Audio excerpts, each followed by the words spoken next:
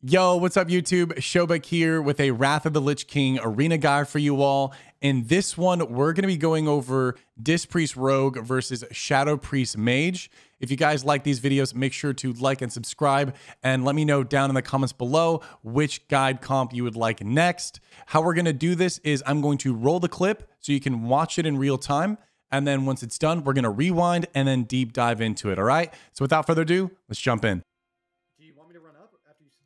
I'm not sapping. I'm not sapping. Okay, I'm running up. Running. Oh, yeah, it has to be all on you. This is good. This is good. This is good.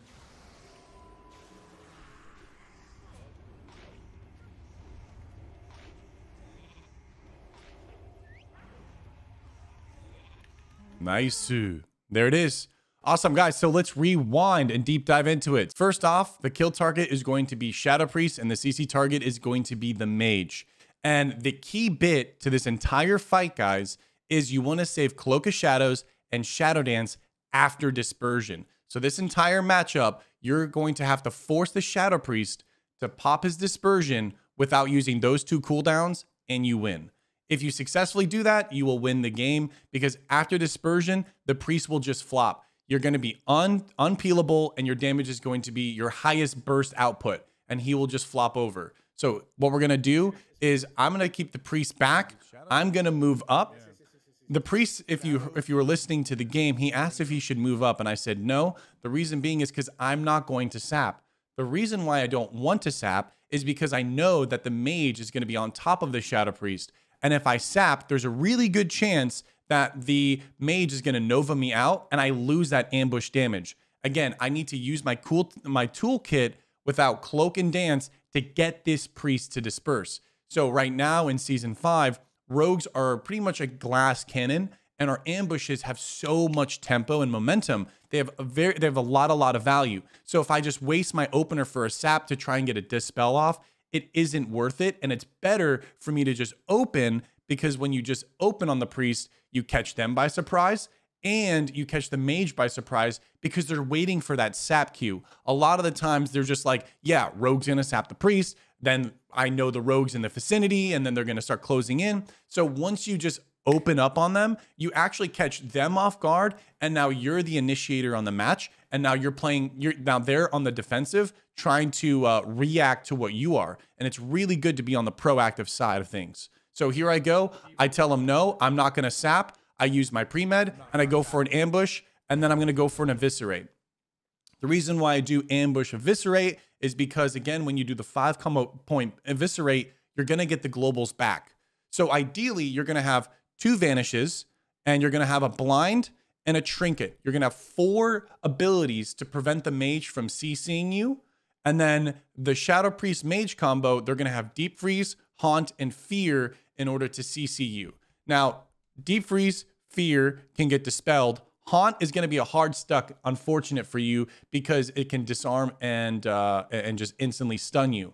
Most good Shadow Priests will use it right off the bat as their first global on you. So make sure that if you're going to go for the eviscerate, it is a little risky, kind of similar to when you're going up against a rogue mirror and you like want to do an ambush eviscerate, but then they like shadow step macro cheap shot you and you're like, ah, man, shouldn't have done that. Again, it's a little bit risky, but sometimes you can pull it off. So you're going to see here that I'm going to use my Vanish on the Nova again because I'm already using it and I want to just pump the damage in on this Priest to force as much pressure as possible. So here I go. I'm out in the Haunt here and my Priest did an amazing job at dispelling. The Priest's job is to be in a safe zone. We want the Priest to be in a safe zone as much as possible, playing back and just dispelling. If the Priest can just spam dispel, you're pretty much a god and you can just hold your trinket and there's just going to be no way for them to peel you off. But if the Mage wants to do a blink deep on the Priest, then it's going to be a little bit more challenging. But the Priest should be able to trinket into a depth and then be able to keep up the tempo. So here I'm waiting for the disarm. I saw the poly come in because I wanted to put the focus on, and I'm going to use blind as an interrupt. So you have vanishes to drop target on the Mage to stop the sheeps coming in, and you have blind.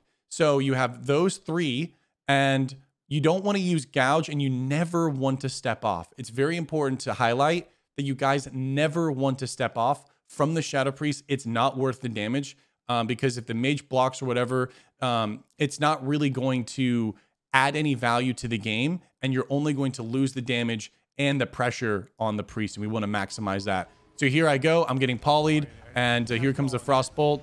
There's the dispersion. Money, boys. We got it, right? We have even one vanish left. We have step up. We have glove up. We have tricks up. We have cloak, and we have dance. We have everything up, and we got the dispersion. And so now I just want to show you how the Shadow Priest just flops from this point on once you have dance up. So here I go. Paints up is on me. I think personally, I pop cloak a little bit too early here because there's still a second. I just wanted to get the priest in a good position. But I just wanted to highlight that because, again, you want to make sure that you're not cloaking this early. It could have bit us, but luckily it didn't. But here we go. There's a cheap shot, still cloak up.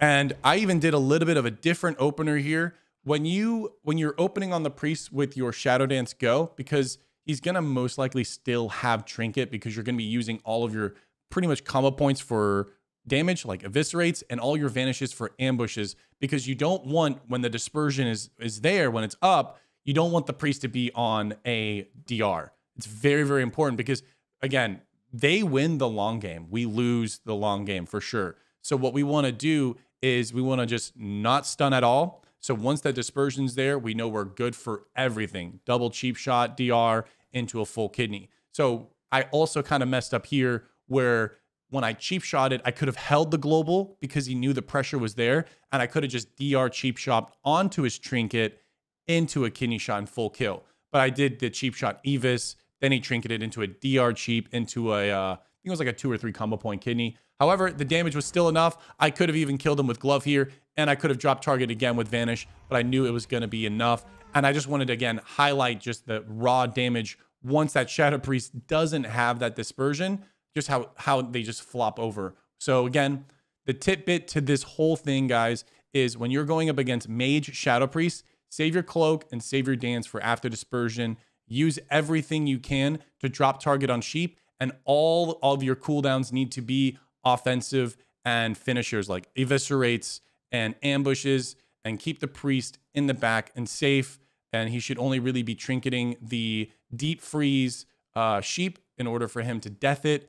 And guys, you're going to be looking good. So that is it for the guide. I hope you guys enjoyed it. Make sure to like and sub to the channel for more. We're going to be doing Warrior Pally. We're going to be doing the DK Pally, Priest Rogue Mirrors, everything, all of it. So again, guys, thank you so much for the support, and I hope you guys enjoyed it. See you in the next one. Peace.